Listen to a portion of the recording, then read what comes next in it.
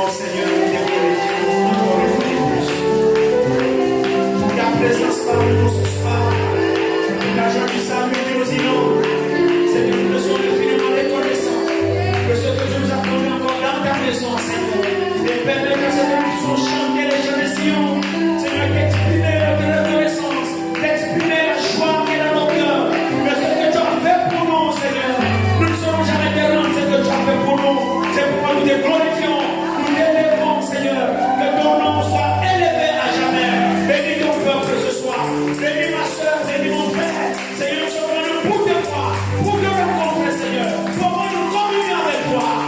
Maintenant que nous t'avons changé, nous t'avons glorifié, nous voulons que tu descendes parmi nous ce soir et que tu parles à nos cœurs, tu parles à nos âmes. Une seule parole de toi, Seigneur mon Père, est suffisante pour transformer notre état. Ne manque pas de nous parler, Seigneur. C'est pour cette raison que nous avons chanté ces chants de Sion. C'est pour cette raison que nous avons poussé les cris de joie. Nos âmes ont besoin de toi. Merci pour ton amour. Merci pour ta bonté. Bénis ta parole dans nos cœurs. Place-la sur les lèvres du prédicateur. Ouvre, Seigneur, nos cœurs. Circoncis nos oreilles. Seigneur, que nous soyons soumis à ton écoute. Que le nom de Saint-Esprit rentre en scène et nous accorde une portion de ta parole ce soir. Accorde-nous, Père. Alors que nous recommandons entre tes mains, nous te le demandons au nom de Jésus-Christ. Amen. Que le Seigneur vous bénisse tous. Vous pouvez vous asseoir.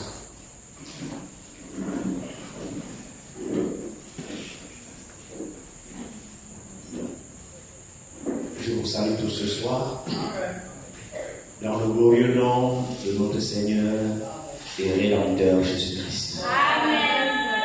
Qui a quitté son trône et lorsqu'il a vu que nous étions embourbés, il a abandonné volontiers sa gloire. C'est pas qu'il n'avait rien à faire. Nous savons que dans la gloire là-bas, il était adoré tous les jours. Nuit et jour, les anges, les séraphins l'adoraient. Et en plus, il habite une lumière inaccessible. Et sa sainteté, il n'y a même pas une seule créature qui soit digne même de le regarder.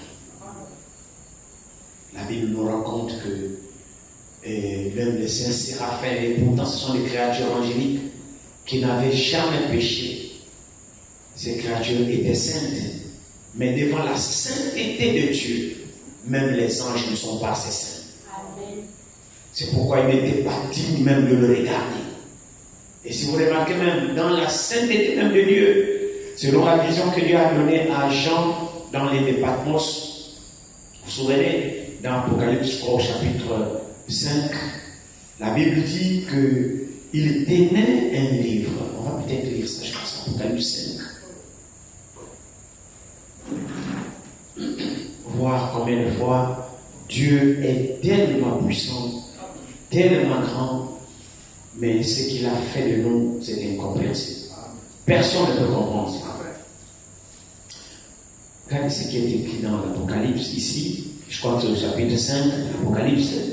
La Bible dit ici, à partir du premier verset, il dit: puis je vis dans la main droite de celui qui était assis sur le trône un livre écrit en dedans et en dehors, scellé de 7 sceaux.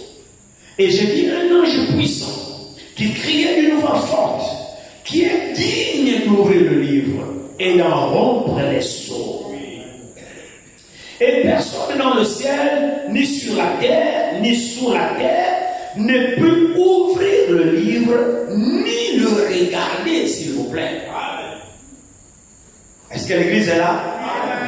Alors Jean le divin, ou si vous voulez, le rédacteur de l'Apocalypse, il a vu tout ce qui devait se passer en vision. Il avait été déporté dans les départements, ça pour la parole du Seigneur. Alors de là-bas, il a été ravi en esprit de Dieu, lui a fait voir toutes ces choses-là. Parmi lesquelles cette vision, je m'en vais le lire. La Bible dit: puis je vis. Donc il vit. C'est pas il a entendu ou bien il songeait ou bien. Non, non, non, non. Il voyait effectivement comme je vois, comme vous me voyez. C'était une vision. C'était une réalité. Dieu a transporté Jean l'esprit pour lui faire voir tout ce qui était dans le ciel, pour lui faire voir tout ce qui va arriver, pour lui faire voir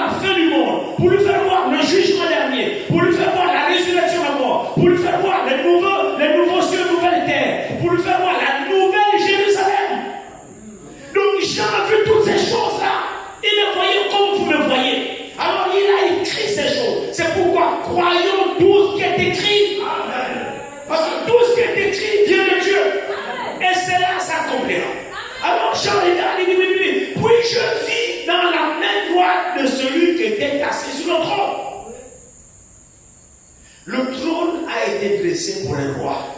Donc celui qui est sur le trône, c'est un roi. Amen. Est-ce qu'on est d'accord avec ça? Donc au ciel là-bas, c'est un grand roi. Donc Jean a vu la vision d'un grand roi. Il était assis sur le trône. Alors Jean remarque très bien, il dit, dans la main droite, je vis dans la main droite de celui qui était assis sur le trône, un livre écrit en dedans et en dehors, scellé de 7 sceaux. Le livre était dans la main droite. Quel est ce livre? Et il était scellé de 7 sceaux. Ce livre-là détenait un trésor. Amen.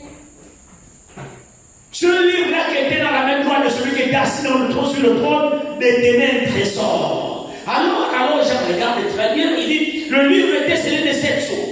Au verset 2, la Bible dit, et je vis un ange puissant qui criait d'une voix forte là-bas au ciel, qui est digne d'ouvrir le livre et d'en rompre les sceaux, dont le livre était fermé. Amen. Dans la main droite de celui qui est assis sur le trône, donc dans la main de Dieu lui-même.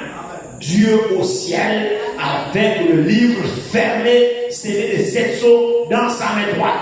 Amen. Alors je vais voir une annonce. Je regarde un ange puissant qui s'élève là au ciel et qui lance le défi. Il me dit, digne. On cherche une personne qui soit digne d'ouvrir le livre qui est dans la main de Dieu là, parce que le livre là il est fermé. Mais on a besoin de connaître le contenu de ce livre. Mais celui qui doit prendre le contenu de ce livre, de l'ouvrir, c'est quelqu'un qui doit être digne. Or, quand on définit le mot digne, le mot digne veut dire parfait. Amen. Sans erreur. Amen. Amen. C'est ça le mot digne.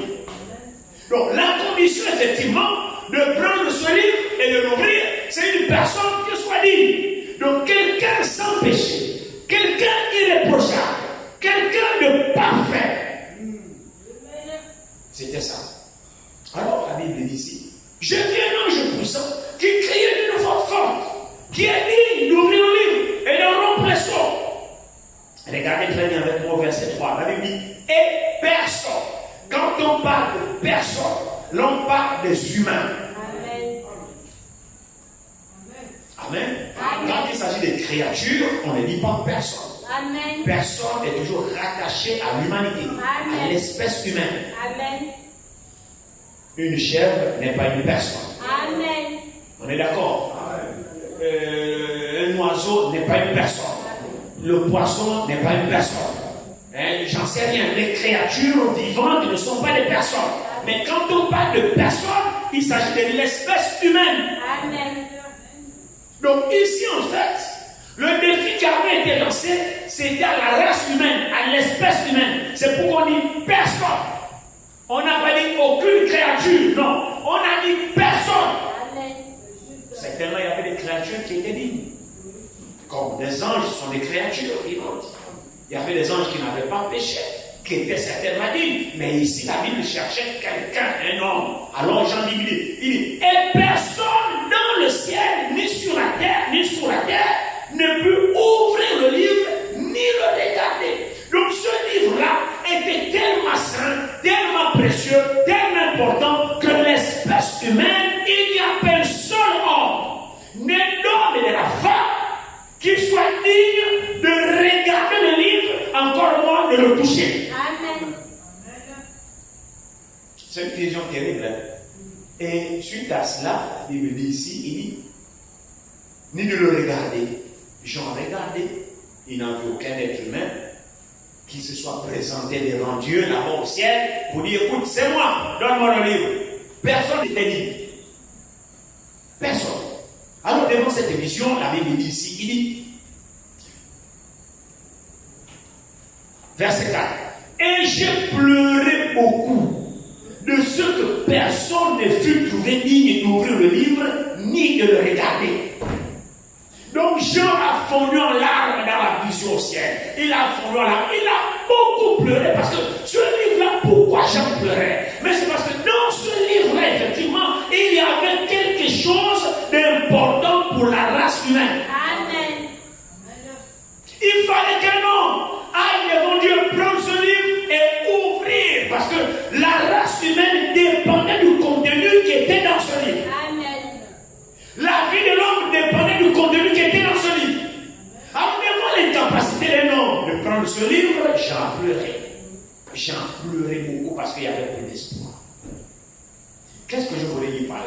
C'est pour vous montrer en fait ce que Dieu a fait. Ce que Dieu a fait pour l'homme, frère. Ce que Dieu a fait pour l'homme est sans mots, est sans pareil. Il n'y a pas de comparaison possible. L'homme dépend spécialement de Dieu et de Dieu seul. Amen. Vous voyez que l'homme ne pouvait pas regarder ce livre. Regardez. Donc même notre regard est rempli de péché. Amen. Rien qu'en regardant, les gens pêchent. En regardant, on pêche. Parce que les yeux sont remplis de convoitise. Les yeux de malfaiteurs. Rien que par le regard déjà, tu poisses déjà quelqu'un. Donc les regards de cette suprême ne sont même pas dignes de regarder ce livre. Donc c'est lui qui était candidat de regarder ce livre. C'est quelqu'un même dont le regard est pur et saint. Amen. Parce que le pécheur était interdit même pour le regarder. C'est écrit ici, je n'exagère pas. Personne ne fut trouvé digne de prendre le livre ni de le regarder. Donc un simple regard. Maintenant imaginez le degré de sainteté de ce livre.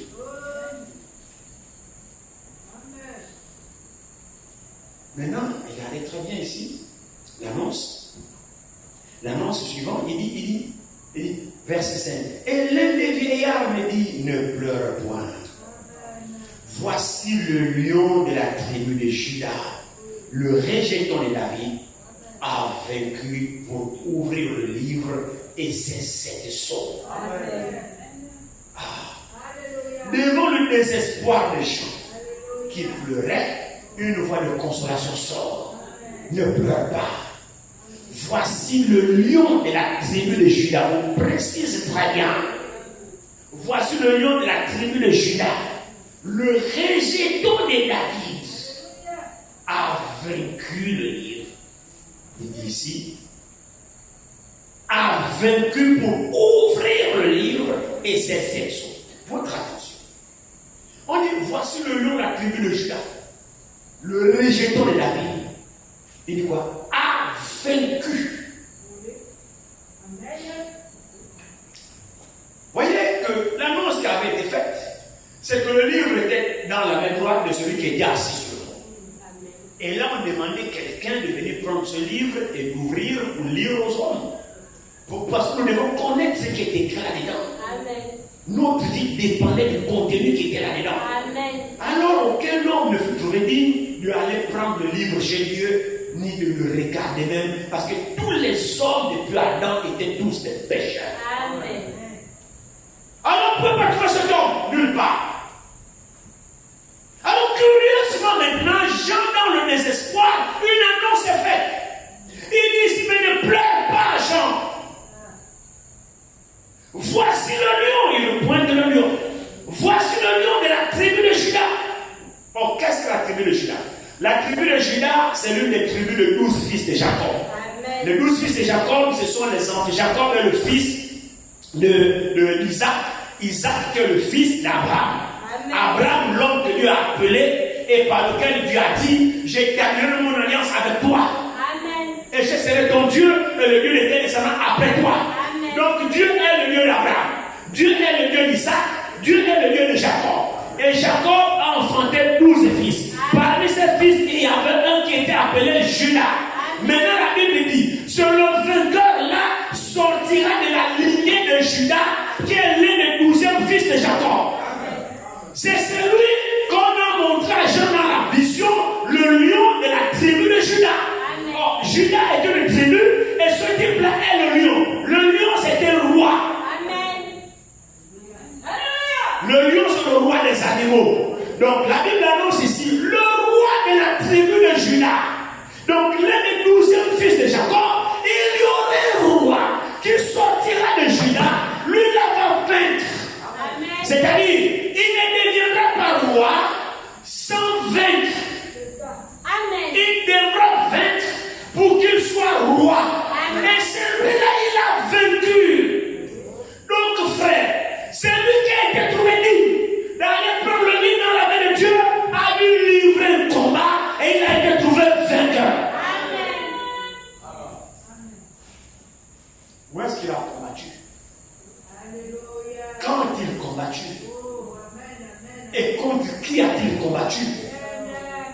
Ce combat a eu lieu quand? Parce que l'Écriture dit ici, ils disent, mais, voici le lion de la tribu de Juda, le rejeton de David a vaincu.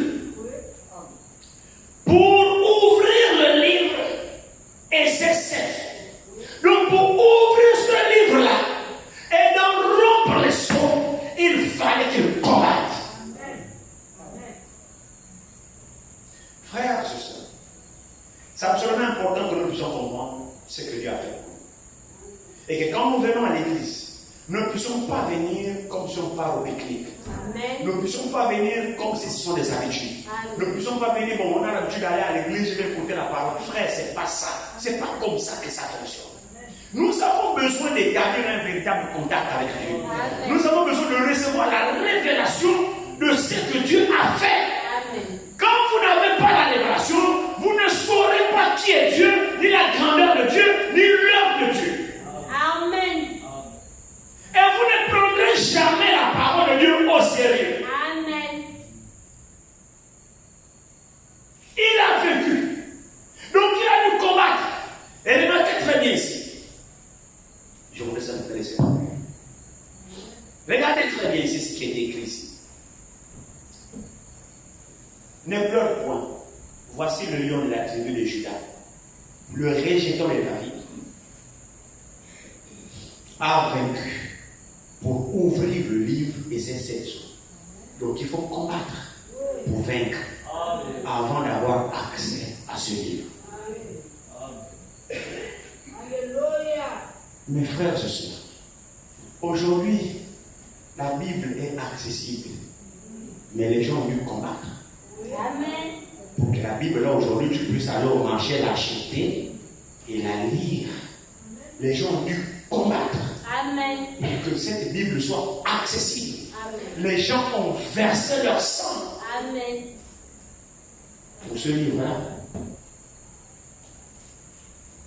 Alors la Bible dit, il a vaincu pour ouvrir le livre et ses sections. Maintenant, poursuivons un petit peu la suite parce qu'il y a des choses intéressantes là-dedans. Il dit ici, verset 6. Alors l'annonce d'abord lui dit, laissez-moi répondre le verset 5. Et l'un des vieillards me dit, ne pleure point, voici le lion de la tribu de Juda, le rejeton de David, a vaincu pour ouvrir le livre et ses sections. Point. Verset 6. Et je vis au milieu du trône et de ces quatre êtres vivants, et au milieu des vieillards, un agneau qui était là comme immolé. Amen. Il avait 7 cornes et 7 yeux, qui sont les 7 esprits de Dieu envoyés par toute la terre. Amen. Dans la vision, je regarde et vois Dieu assis dans sa souveraineté royale. Parce que souvenez-vous, Apocalypse 1, l'ange lui dit, voilà, tournons rapidement ici. Voyons ce que l'ange dit à Jean quand il a été ravi en esprit. Qu'est-ce que l'ange lui dit? Considérons cela un instant. Apocalypse chapitre 1, à partir du verset 1. Révélation de Jésus-Christ. Révélation, Apocalypse, c'est un mot grec qui veut dire en français révélation. Apocalypse, c'est un mot grec qui veut dire révélation, donc dévoilement. Alors ici, donc, le dévoilement de Jésus-Christ, si on peut parler en bon français. Donc l'Apocalypse, c'est le dévoilement de Jésus-Christ. C'est lui-même qui se dévoile, qui se présente lui-même à Jean. Parce qu'avant, il était voilé dans les prophètes, il était voilé dans les envoyés. Mais là, maintenant, c'est lui-même qui se découvre. Alors la Bible dit, révélation de Jésus-Christ que Dieu a donné pour montrer à ses serviteurs les choses qui doivent arriver bientôt. Amen. Et qu'il a fait connaître par l'envoi de son ange à son serviteur Jean.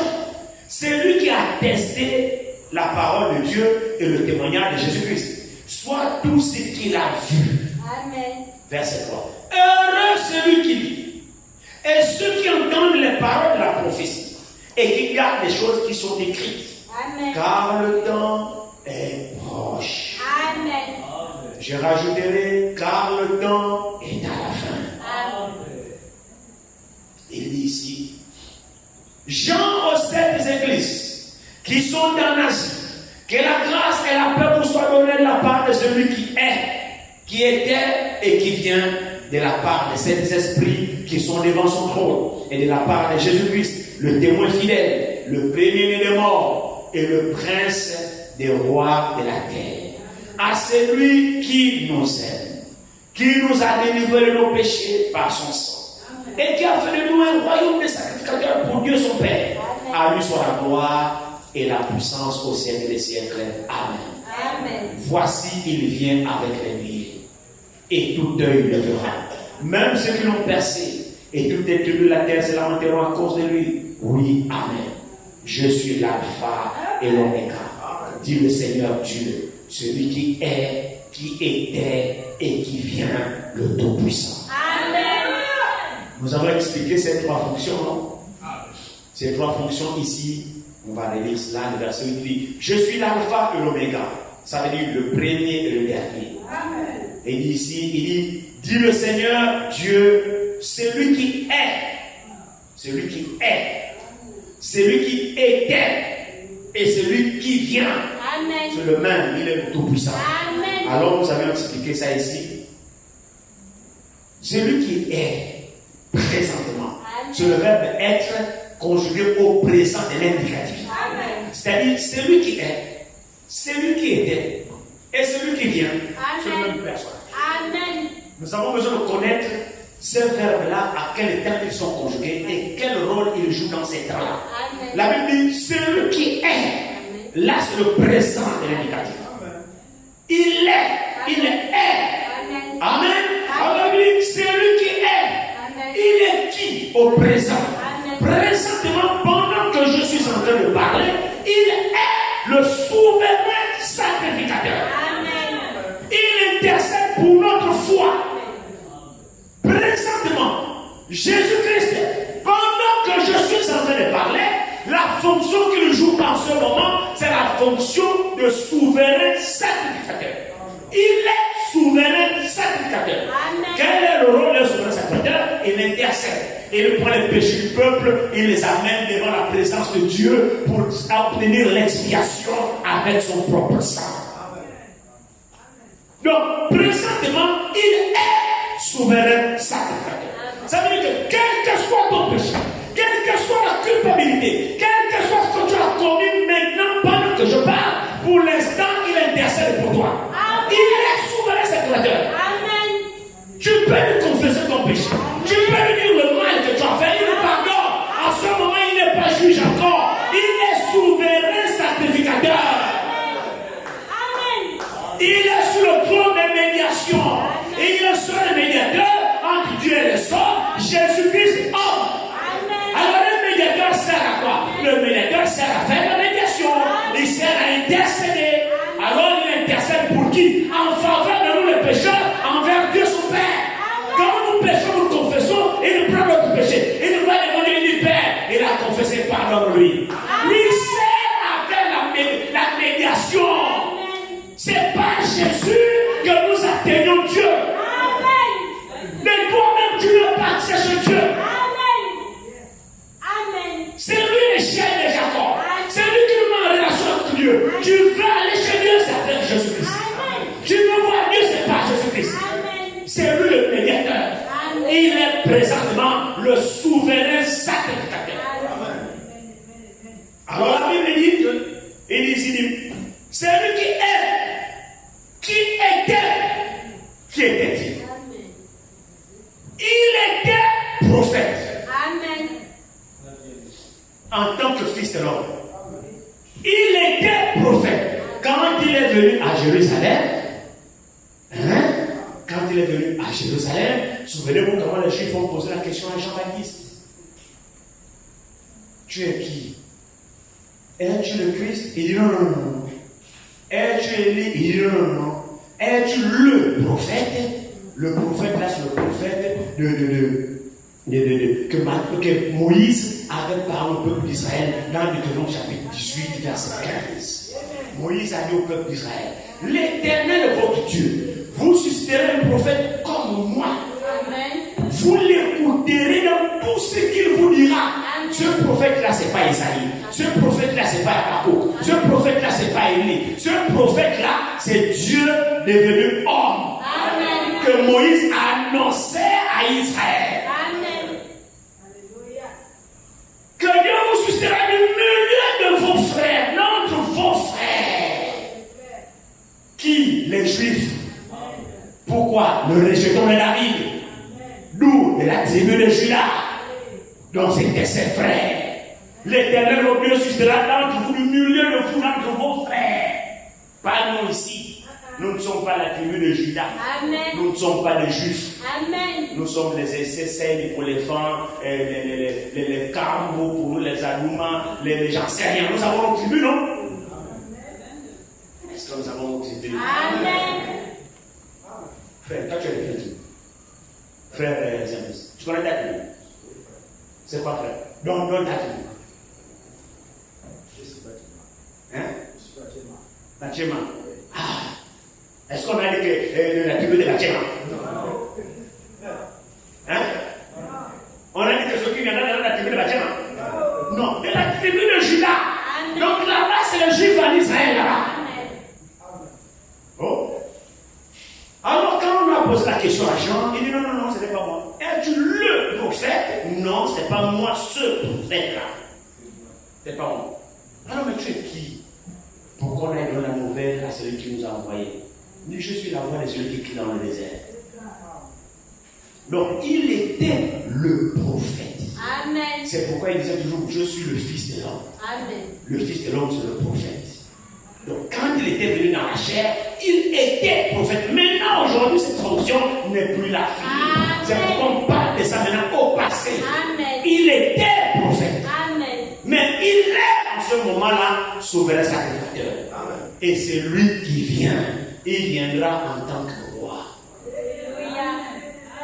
Oh, quand il viendra en tant que roi. Alléluia. Maintenant, il dit ici, il dit, moi Jean votre frère, sur verset 9, qui est pas avec vous à la tribulation, au royaume et à la persévérance en Jésus-Christ. J'étais dans l'île appelée Patmos à cause de la parole de Dieu et du témoignage de Jésus. J'étais pas là-bas parce que j'avais volé. J'étais pas là-bas parce que j'avais braqué. Mais j'étais là-bas seulement à cause du témoignage de la parole de Dieu. C'est là où on m'a pris, on m'a mis en exil. Vous savez, l'île de Patmos était une île qui était à l'époque de Romains. C'était une île où on amenait des gens qui étaient condamnés à mort. Cette île-là, c'était une île isolée, comme le mot le dit, c'était une île. On a accès là-bas que par bateau. C'est une île au milieu des eaux qu'on amenait les condamnés. Et l'île là-bas, on nourrissait, on gardait les crocodiles là-bas affamés. Il y avait des crocodiles autour de l'île qui étaient affamés. Donc quand quelqu'un emmène les gens, on veut finir à l'autre côté, on amène là-bas. Les crocodiles vont fêter. Donc c'est là-bas. Jean, le disciple, c'est lui que Jésus avait dit, si je veux qu'il demeure jusqu'à ce que je vienne, que t'importe. Amen. Toi, Pierre, suis-moi. Amen. Vous vous rappelez, non? Oui. Jean chapitre 21, versets 15 à 16. Pierre, le Seigneur dit à Pierre, quand tu vas mourir, voilà comment tu vas mourir. Tu seras Dieu, on va te traîner là où tu ne voudras pas. Pour lui l'annoncer de quelle manière il va mourir. Donc Pierre savait. Alors lorsqu'il a vu Jean venir, il demande au Seigneur, mais maintenant lui là, lui va mourir comment?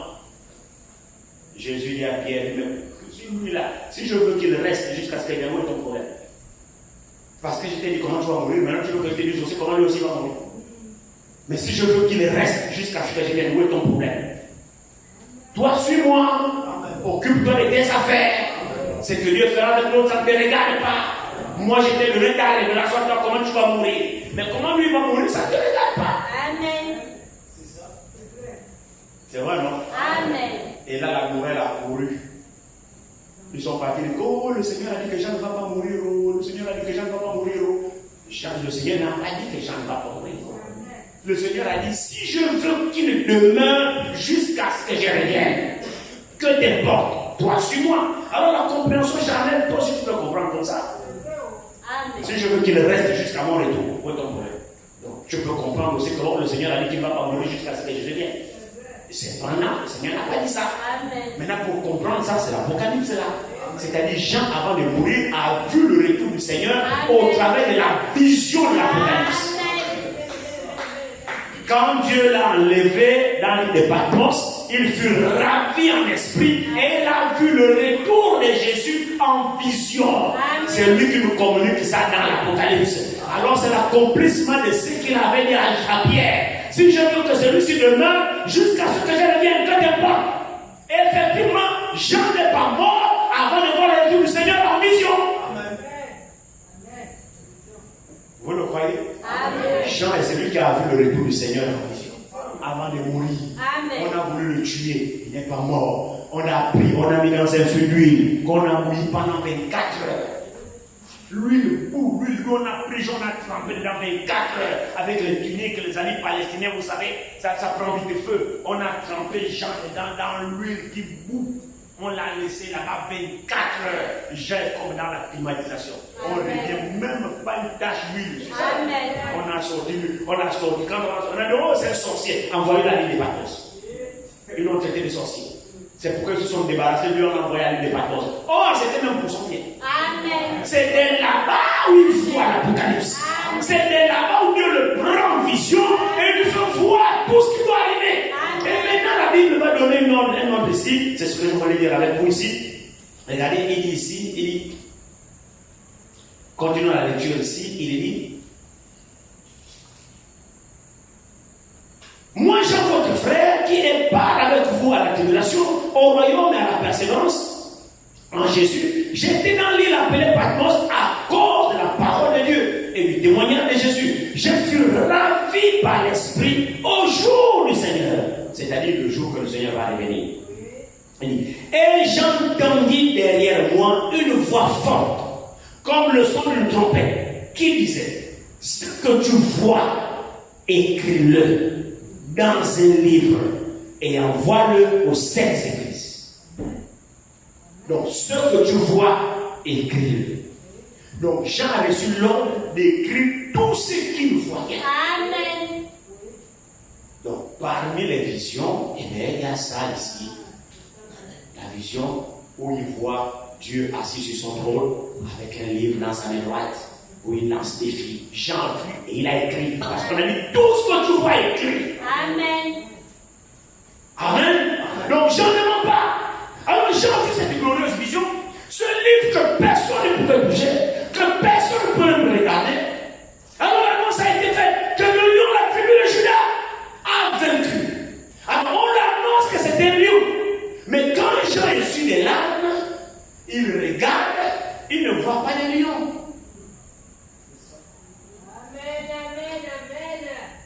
Regardez ici. Verset 4. Apocalypse. J'ai pleuré beaucoup. Et de ce que personne ne fut trouvé digne d'ouvrir le livre, ni de le regarder. Et l'un des vieillards me dit, ne pleure point. Voici le lion de la tribu de Juda, le rejeton de David. Est-ce que l'un des vieillards s'est trompé? Non, jamais. Non, il ne peut pas se tromper, frère. Ce que le vieillard lui a dit était vrai. Amen. Il dit ici, il dit, l'un des vieillards me dit, ne pleure point, voici le lion de la tribu de Juda, le rejeton de David a vaincu pour ouvrir le livre, et c'est cette chose. Verset 6. Et je vis, donc après cette annonce, il a essuyé ses larmes, dès qu'il ouvre les yeux, maintenant il me dit, et je vis au milieu du trône, et des 4 êtres vivants, et au milieu des vieillards, un agneau qui était là comme immolé. Mais le vieillard lui a dit, voici le lion, ne pleure pas. Voici le lion de la tribu de Juda a vaincu. Amen. Donc pour qu'il ouvre le livre, il fallait qu'il vainque. Amen. Votre attention, s'il vous plaît. Amen. Le vieillard dit à Jean, ne pleure pas. Parce que parmi tous les hommes, il n'y a aucun homme, un être humain qui soit digne de prendre ce livre. Mais il y a un.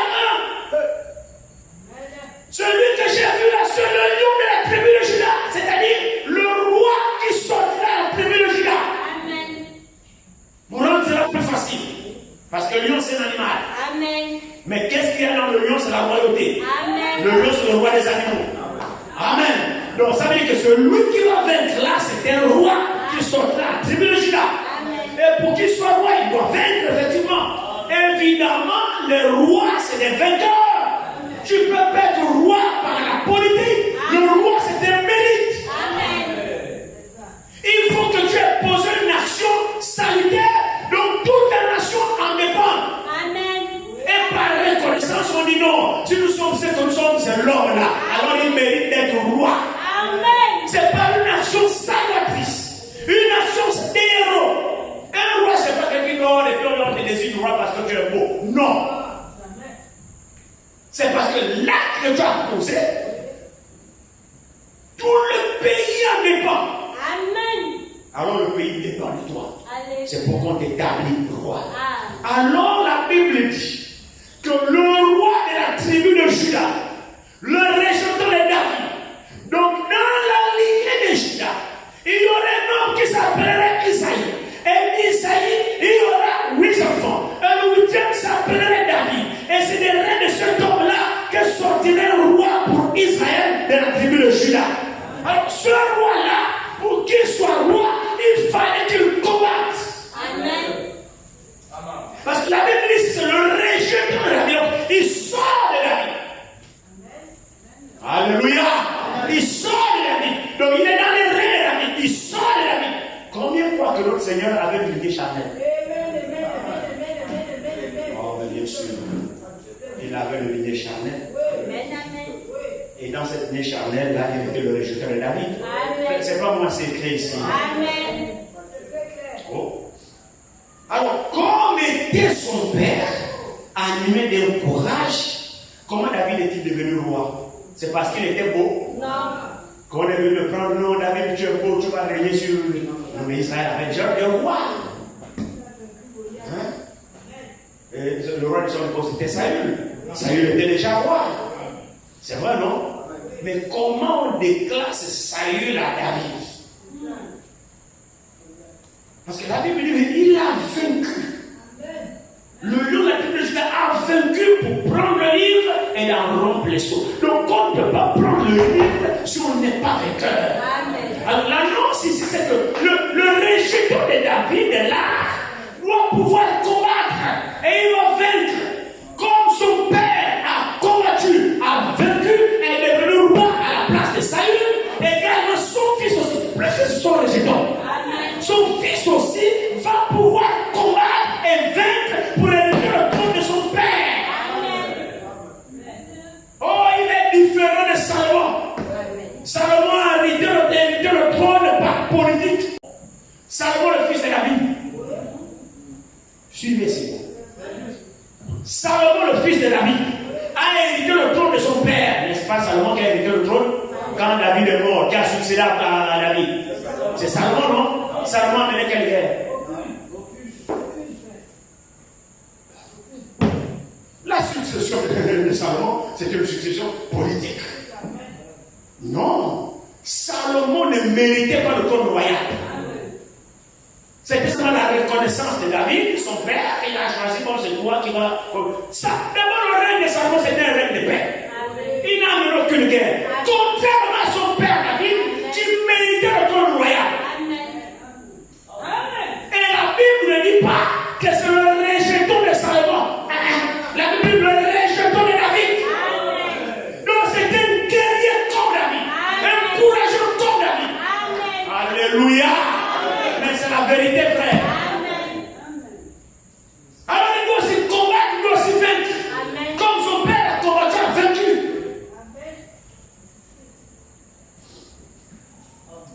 Alors là, c'est le lion. Et quand il regarde, il voit l'agneau. C'est ce qui est écrit ici. Il dit, et l'un des vieillards me dit, ne pleure point. Voici le lion de la tribu de Juda. Le rejeton de la vie a vaincu. Pour ouvrir le livre et ses 7 sceaux. Et j'ai vu au milieu du trône et des 4 êtres vivants et au milieu des vieillards un agneau qui était là comme immolé. Il avait 7 cornes et 7 yeux, qui sont les 7 esprits de Dieu envoyés par toute la terre. Il vint et il prit le livre de la main droite de celui qui était assis sur le trône. Amen. Quand il eut pris le livre, les 4 êtres vivants et les 24 vieillards se prosternèrent devant l'agneau. Amen. Il fallait que cet agneau devant lequel et les vieillards et les 4 êtres vivants se prosternent et les attributs de la divinité. Amen. Sinon, personne, même pas les vieillards, se prosterner. Mais ce sont devant Dieu qu'on se prosterne. Amen. Alors les 4 êtres vivants et les 24 vieillards. Combien savent qui sont les 24 vieillards? Les 24 vieillards, ce sont les 12 apôtres et les 12 patriarches d'Israël. Donc, ils sont représentés déjà ici. Ils ont 12 trônes, ne vous inquiétez pas. Les apôtres ont 12 trônes, les patriarches ont 12 trônes. Ça fait 24 vieillards, ce sont deux. C'est prosterné. Or, qui sont les 12 patriarches? Mais ce sont les 12 patriarches qui ont fondé la nation juive. Ils connaissaient l'Éternel. Qu'il n'y a qu'un seul Dieu, l'Éternel, qui les a fait sortir par Moïse. Ils ne pouvaient pas adorer les idoles. Les 12 patriarches savent qu'il n'y a qu'un seul Dieu, c'est le grand Jéhovah. Amen. Et les 12 apôtres savent qu'il y a un seul Dieu, c'est le Seigneur Jésus-Christ. Alors, le Yahweh de l'Ancien Testament, c'est le Jésus du Nouveau Testament. Dans l'Ancienne Alliance, il y avait 12 colonnes. Dans la Nouvelle Alliance, il y a 12 colonnes. C'est ce qui fait 24. Et les 24 connaissent Dieu. Alors, si ce sont prosternés là-bas devant l'agneau, il faut que l'agneau là soit Dieu.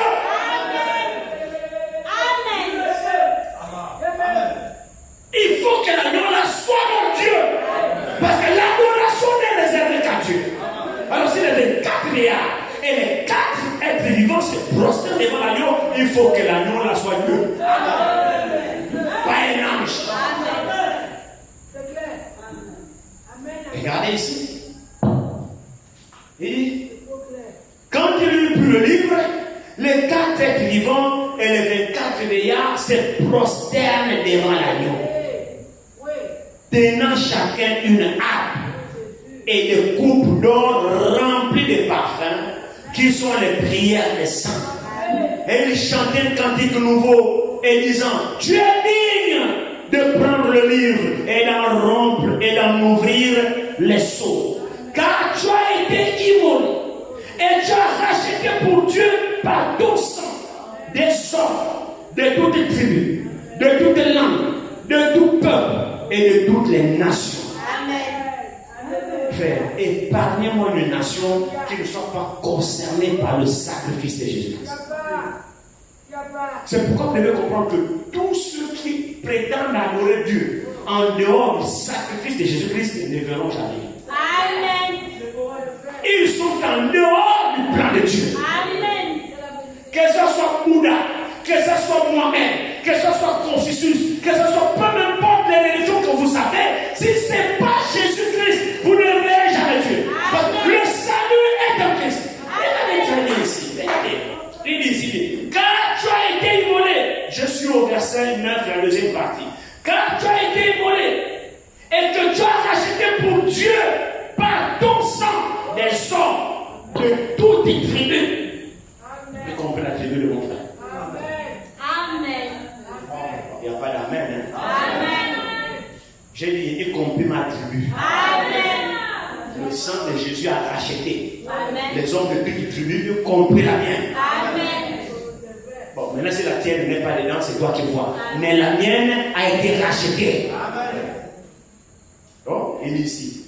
Frère, je crois ce que l'Écriture dit. Hein. Je ne peux pas faire autrement. Il dit, regardez très bien ici. De tout, tu as racheté pour Dieu, par ton sang, des hommes de toutes les tribus, de toutes les langues. Les Chinois, les Arabes, les Hindous, les Kota, les Zébis, les Makina, les Obamba, j'en sais rien. Amen. La Bible dit toute langue. Amen. Et quand la Bible dit toute langue, eh bien toute langue. Amen. C'est vrai, non? Il dit toute langue, de tout peuple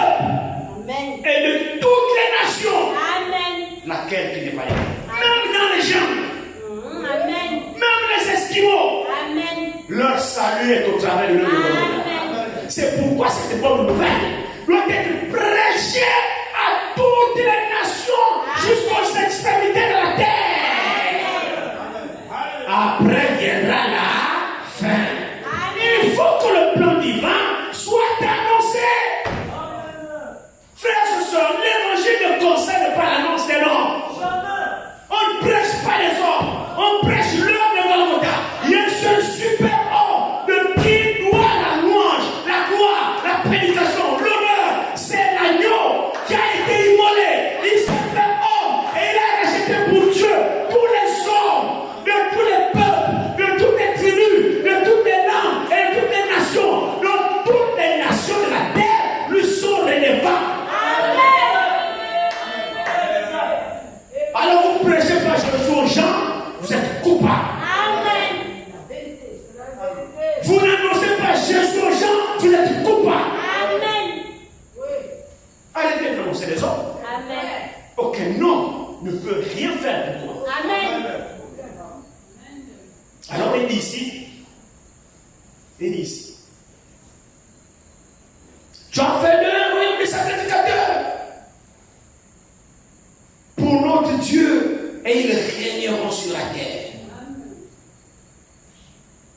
Je regardais et j'entendis la voix de beaucoup d'anges autour du trône, des êtres vivants et des vieillards, et leur nombre était des myriades et des milliers de milliers.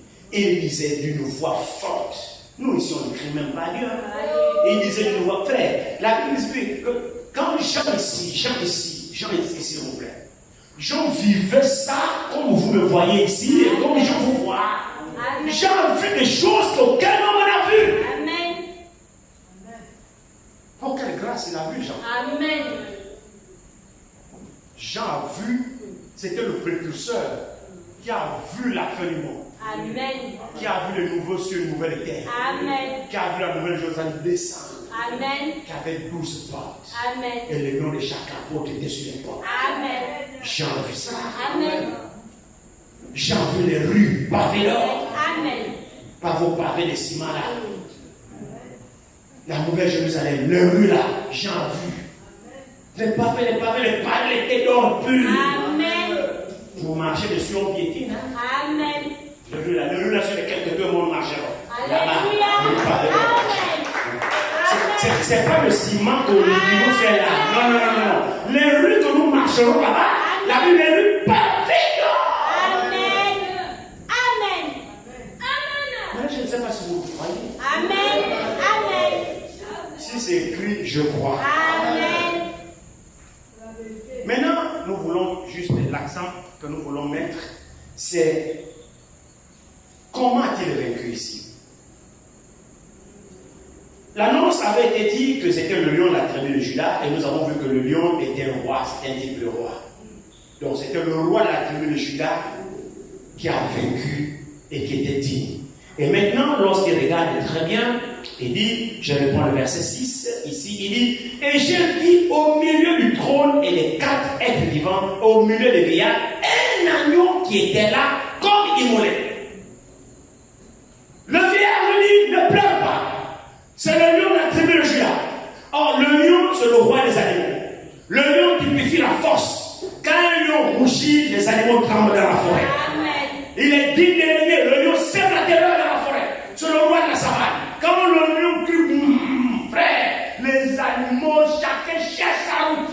C'est le roi qui commence à grogner. Alors, le roi de la tribu, le lion de la tribu de Juda. Non, dans la tribu de Juda, il y a un lion là-bas. Donc, un roi. C'est lui qui a vaincu. Maintenant, quand je regarde, il voit par contre l'agneau. Oh, quel contraste il y a entre le lion et l'agneau. Tous les deux ont des caractères différents. Amen.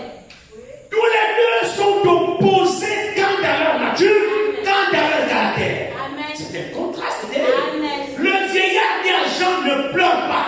Voici le lion de la tribu de Juda. Jean dit très bien. Donc finalement on a trouvé quelqu'un. Jean est suivi. Les yeux, il ouvre les yeux, il regarde. Les choses étaient là devant Jean. Jean n'a pas vu l'agneau là.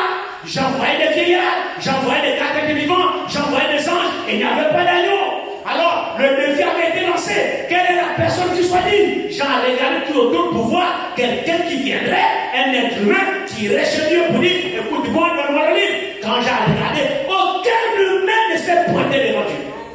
Alors, pendant que Jean pleurait, au moment où il pleurait beaucoup, parce que lui me dit, mais je pleurais beaucoup. Quand vous pleurez beaucoup, vous avez des larmes aux yeux. Alors, pendant ces pleurs, une annonce est faite. Jean ne pleure pas, car voici le lion de la tribu de Juda vaincu pour prendre le livre et de briser le sceau. Jean dit, tiens, il y a quand même quelqu'un. Le lion de la tribu de Juda. Alors, il est suivi les yeux, il ouvre les yeux. Quand il regarde, il ne voit pas de lion. Quand il regarde, il voit maintenant un agneau au milieu là-bas des 24 vieillards et les 4 êtres vivants. Il voit un agneau ensanglanté. Oh, qu'est-ce qu'un agneau? Le petit d'une brebis. L'agneau, c'est l'animal le plus doux. Amen. L'agneau, c'est l'animal le plus inoffensif. L'agneau, frère, on a dit que l'agneau consent volontiers à perdre ses droits. L'agneau ne discute pas.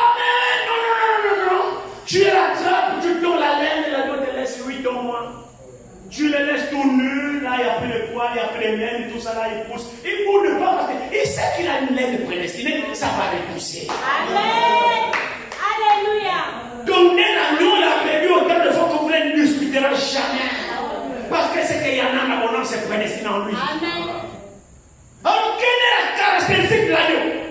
L'agneau ne discute pas. L'agneau perd ses droits. L'agneau ne revendique rien. L'agneau consent volontiers à perdre ses droits. Bon, l'agneau, ça veut dire le lion, la tribu de Juda a vaincu. Mais quand je regarde, il voit l'agneau ensanglanté. Frères et sœurs, il n'a pas vaincu en tant que lion. Mais il a vaincu en tant qu'agneau. Comment a-t-il vaincu? Il a renoncé à sa gloire. Vous savez, les animaux, chaque animal a une caractéristique. Les animaux, passez-moi l'expression. Je ne pourrais pas dire les animaux divins, non. Mais les animaux dans lesquels Dieu s'identifie. Amen. Hein? Il y a des animaux dans lesquels Dieu s'identifie. Amen. Tel que le lion. Amen. Dieu s'identifie dans le lion. Dans le lion, il y a quoi? Il y a la royauté. Amen. Amen. Amen. Dieu s'identifie au lion. Parce que dans le lion, il y a une caractéristique du roi qui est Dieu, parce que Dieu est le grand roi. Amen. Dans l'agneau, Dieu s'identifie dans l'agneau. Quelle est la caractéristique de l'agneau? L'agneau a ce qu'on appelle l'humilité. Amen. C'est ce qu'il y a dans l'agneau. Alors Dieu s'identifie à l'agneau parce qu'effectivement Dieu est humble. Amen. Il a renoncé à sa gloire. Amen. Il est devenu comme un agneau. Amen. Mais l'agneau qu'on parle là, c'est pas un agneau littéral. C'est un homme qui aurait un comportement d'agneau. À qui on giflera, il ne va pas rendre. On injuriera, il ne va pas rendre. On va bastonner, il ne va pas discuter. Comme un agneau muet devant ceux qui le tombent. Il n'a pas ouvert la bouche, il n'a pas discuté. Là, je vous renvoie dans Isaïe 53. Ici, il ne s'agit pas d'un agneau naturel, mais il s'agit d'un homme qui a manifesté la nature, les caractéristiques d'une bête appelée l'agneau. Amen. Donc, c'est possible que l'homme soit humble comme un agneau. Amen. On a annoncé le lion, mais j'envoie l'agneau. Alors, qu'est-ce que nous comprenons? Nous comprenons qu'il n'a pas vaincu en tant que lion, mais il a vaincu en tant qu'agneau.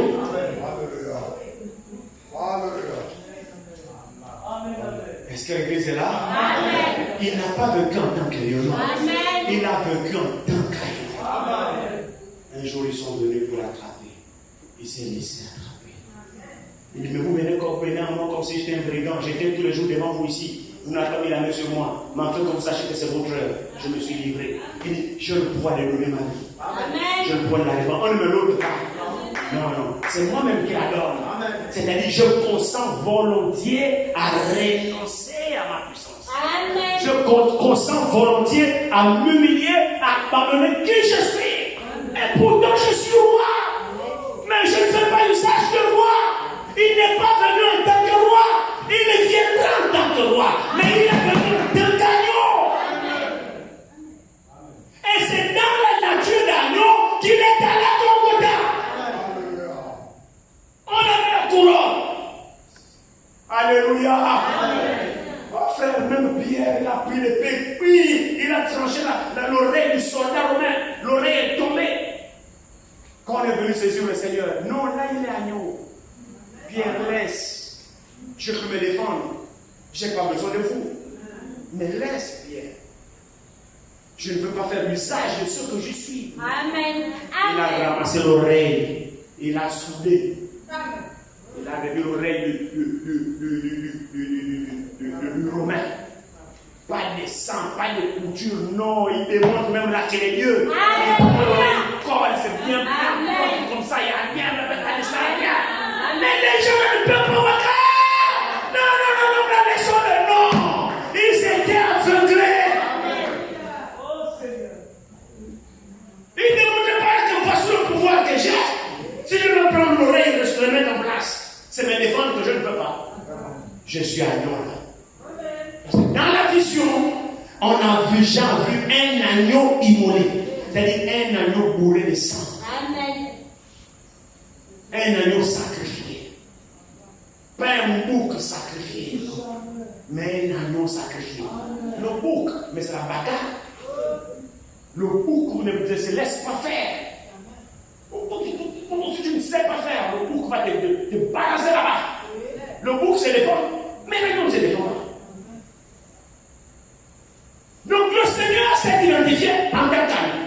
Alors nous voyons ici que l'annonce avait été faite en tant que roi, mais il a vaincu en tant qu'agneau. Pour montrer que quoi? Pour montrer que quoi? Que l'humilité précède la gloire. Amen. Mon frère, ma soeur, c'est une leçon.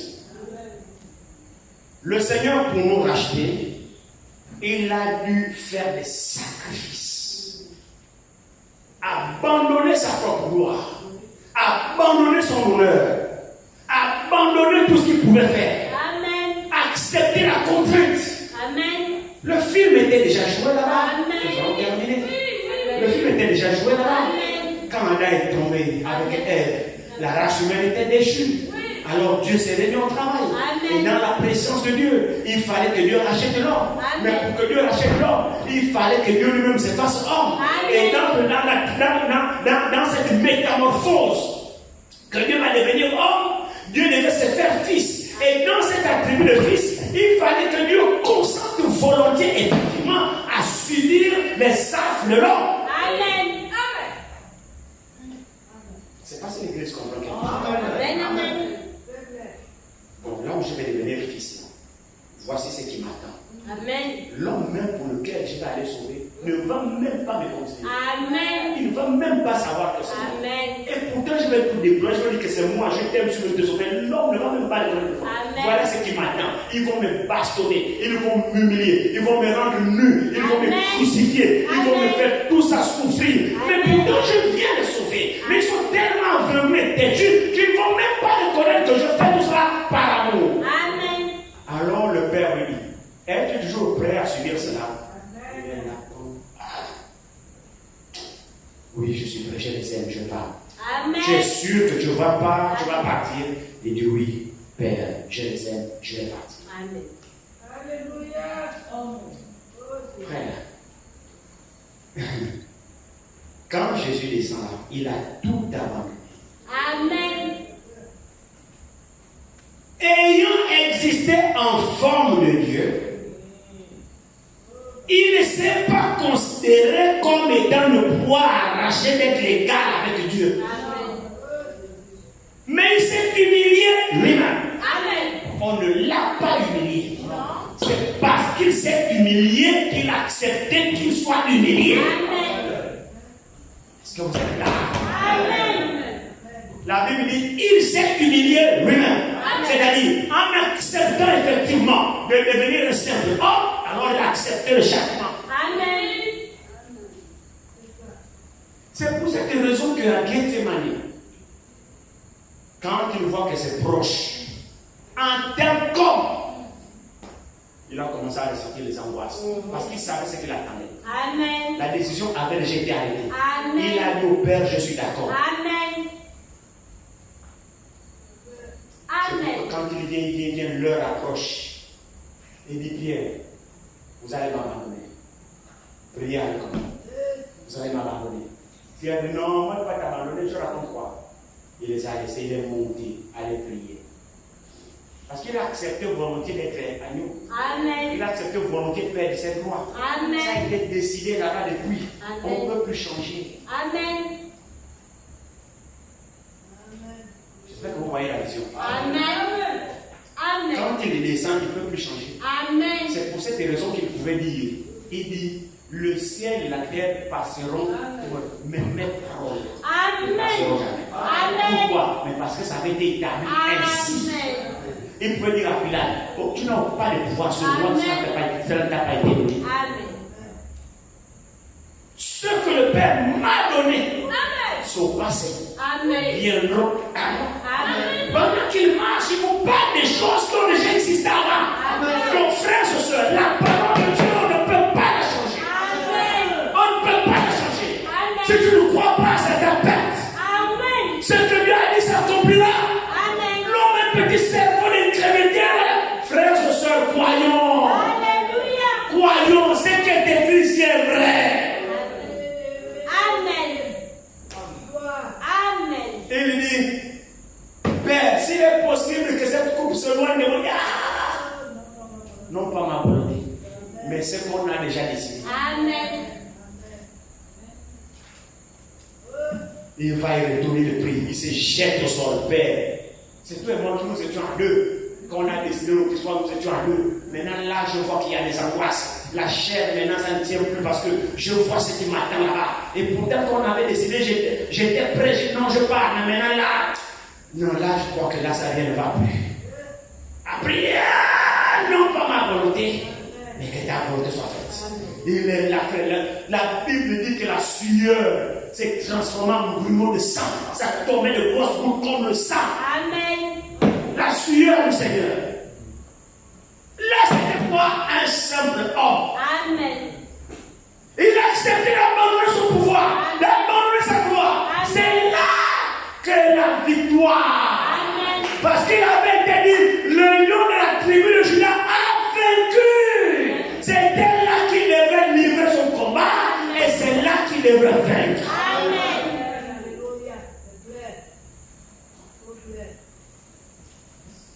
Non pas ma volonté, mais ta volonté. Jusqu'à ce qu'il est parti. On l'a attrapé. On lui donne une croix qui pèse. Il marche. Ah, paresseux! Je suis pas d'accord, paresseux. Tout ça, il savait. Amen. Il avait vu ça d'avance et il a accepté. Amen. Amen. Amen. Jusqu'à ce que l'heure est arrivée. On l'a mis à la croix. Il n'a pas discuté. Parce qu'il fallait qu'il reflète vraiment la nature d'Anne. Amen. Afin de devenir roi. Amen. Il fallait d'abord qu'il soit un agneau Amen. pour vaincre. Et après, quand tu auras vaincu en tant qu'agneau, tu deviendras roi. La même manière que le Seigneur a vaincu, c'est la même manière que nous devons vaincre. Amen. Amen. Amen. Amen. La même chose. Amen. Nous devons abandonner nos droits. Amen. Nous devons abandonner notre moi. Amen. Nous devons abandonner notre ego. Amen. Nous devons abandonner les choses que nous aimons Amen. pour accepter la parole de Dieu. Amen. C'est un sacrifice. Amen. Oui. Amen. Et c'est là où nous n'aimons pas parce que nous ne sommes pas des agneaux. Nous refusons d'avoir la nature d'agneau. Amen. Quand Dieu dit ne fais pas, toi tu fais. Amen. Quand Dieu dit fais comme ça, oh non frère, on ne parle pas comme ça. Amen. Ah soeur, moi je t'ai déjà parlé depuis tu me fais une chose, soeur. Maintenant moi, prochainement si tu me parles, moi je te rends. C'est par respect que je te parle, mais la prochaine je te rends. Amen. C'est un bouc. Amen. En fait, tout ce temps-là, elle fabriquait seulement la nature d'agneau. Amen. Maintenant, elle se trouve qu'elle est au bout du rouleau. Amen. Maintenant, sa vraie nature maintenant sort. Amen. Elle te donne déjà des ultimatums. Non, si tu ne me parles encore comme ça, moi je vais te rendre. Tu penses que moi j'ai pas peur de toi, seulement par respect. Et depuis que tu me parles, moi je te rends, c'est par respect. Ah, selon tu n'es jamais mort d'enfant. Amen. Donc tu fabriquais la fausse humilité. Amen. Non, soyons humbles pour de vrai. Soyons humbles pour de vrai. Nous devons vaincre en tel caillou. Amen. Mais avec les caractères que nous avons, la victoire n'est pas pour nous. Amen. C'est un agneau qui se dépouille que Dieu viendra l'élever. Amen. Et vraiment, la brebis perd ses droits. Amen. La caractéristique des brebis, c'est que la brebis perd ses droits. Et la deuxième caractéristique, c'est que la brebis ne peut pas se conduire d'elle-même. Amen. La brebis est dépendante du berger. Amen. Car il dit, le fils ne fait rien que ce qu'il doit faire au père. Amen. Le Le père lui montre que le fils fait pareillement. Amen.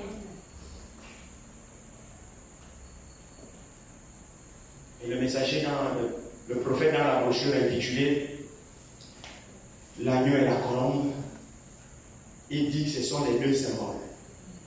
L'agneau et la colombe.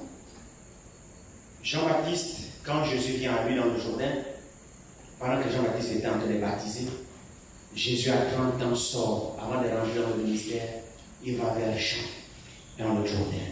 Ce jour-là, Jean-Baptiste est baptisé. Voilà un homme qui sort de nulle part. Il traverse toute la salle, toute la foule. Il se dirige droit dans l'eau avec sa robe. Oh, il part là-bas, il trouve le prophète. Il dit, baptise-moi.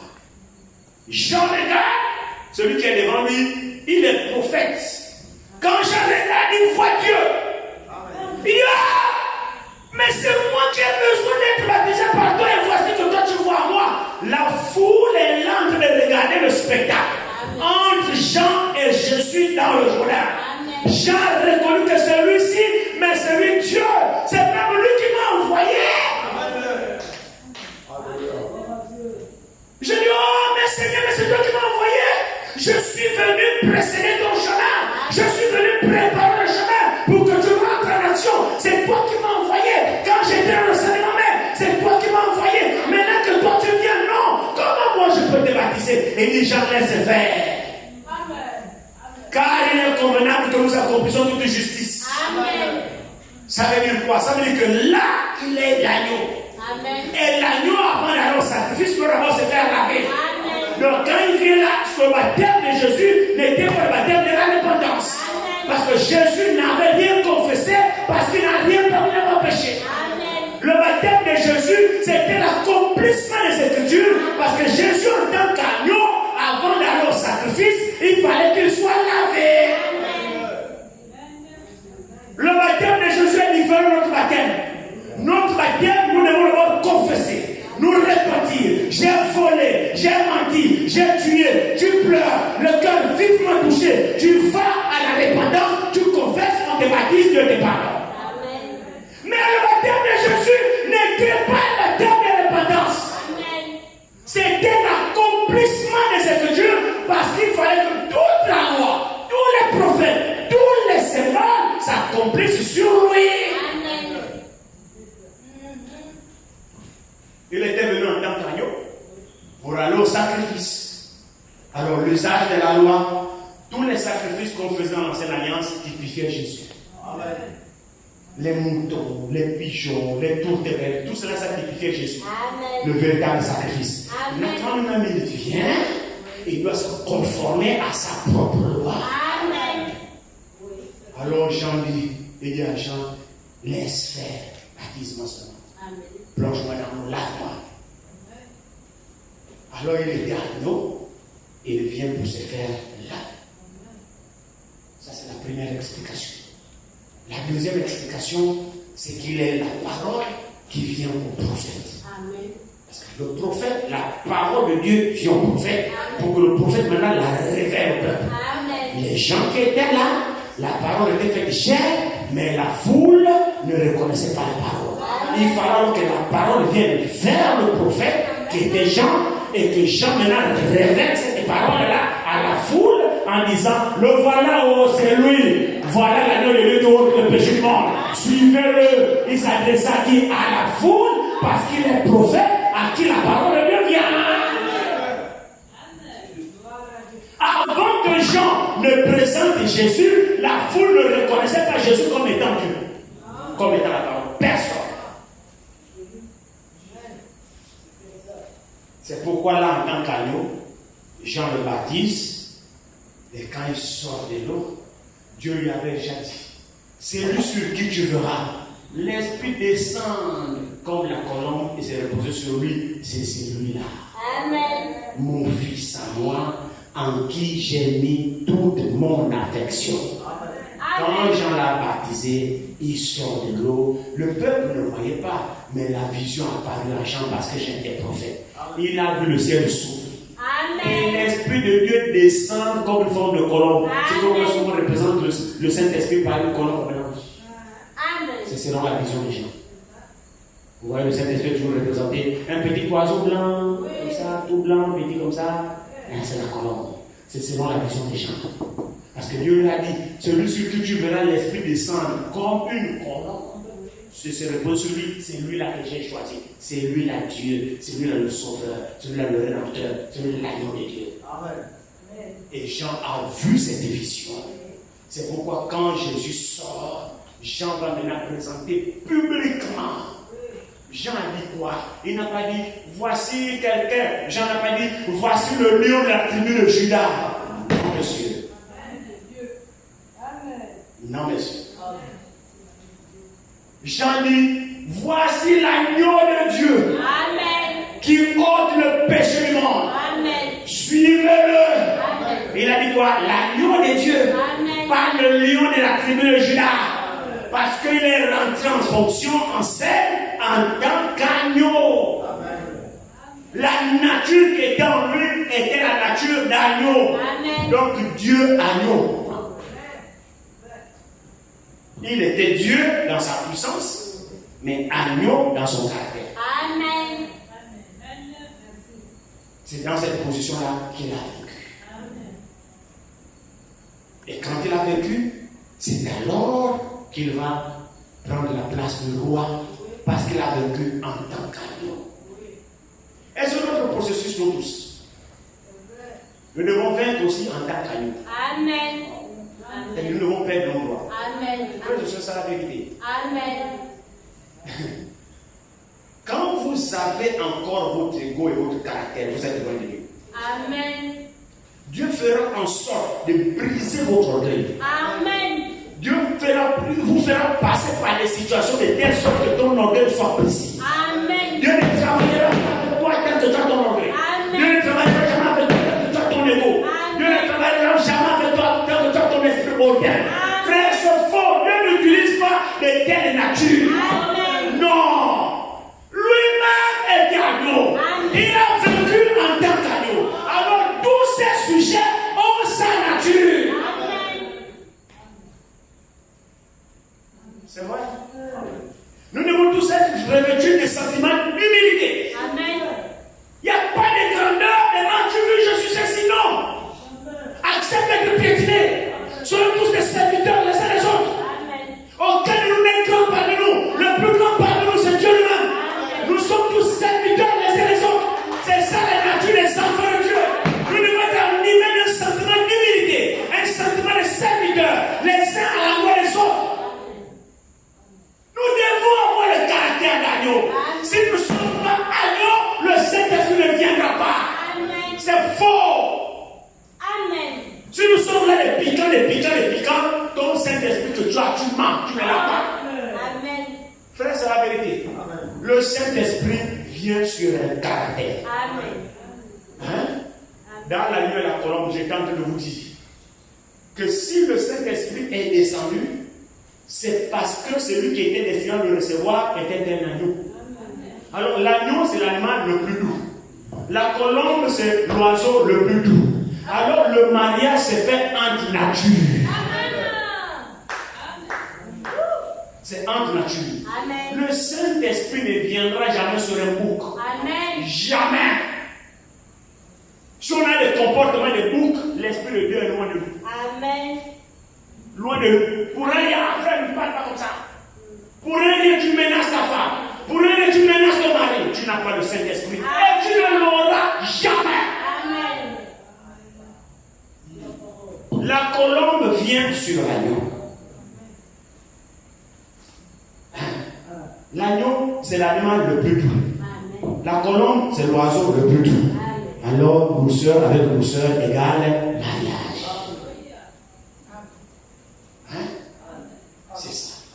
On marie les objets de la même nature. Amen. C'est ça le mariage. Amen.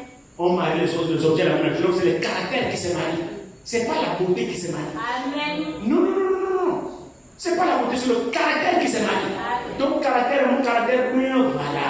Non. Même si j'ai un nez tordu, c'est pas grave. Mais nous, aujourd'hui, on cherche la beauté. Ah non, le frère est beau, non, non. Ça, c'est mon affaire. Non, non. Le frère, il faut qu'il me demande là, mais il est beau, mon cher. Un démon. Amen.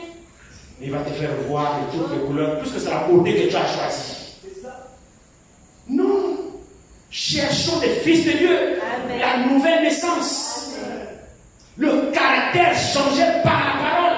Amen. Quelqu'un qui est né de nouveau par la parole. La douceur du Saint-Esprit conduit la personne. Et quand le Saint-Esprit est descendu sur l'agneau, alors le Saint-Esprit conduisait l'agneau. Amen.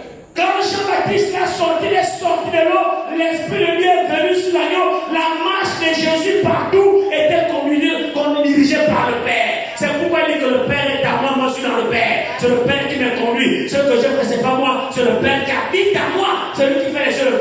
Le Père est venu en lui quand? Le jour du baptême.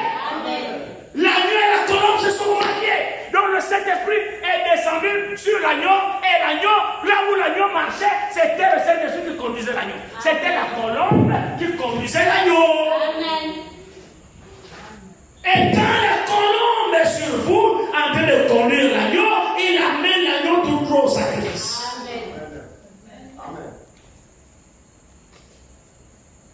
Amen. Nous devons vaincre en tant qu'agneau. Pour que nous puissions être rois. Amen. L'annonce était le lion de la tribu de Juda, mais il a vaincu en tant qu'agneau. Donc il faut d'abord être agneau avant de devenir lion. Donc il faut d'abord vaincre en tant qu'agneau avant de devenir roi. Amen. Nous hériterons avec lui. Amen. C'est vrai, non? Apocalypse dit quoi? C'est lui qui vaincra. Je le ferai asseoir sur mon trône. Comme moi j'ai vaincu. Amen. Et je suis assis sur le trône de mon Père. Nous voyons qu'il a vaincu en tant qu'agneau. Amen. Et maintenant il est devenu lion, donc roi. Amen. Donc ceux qui veulent le vaincre là, ce sont les mêmes qui doivent avoir le caractère d'agneau. Amen. Afin de pouvoir aussi devenir roi avec lui. Amen.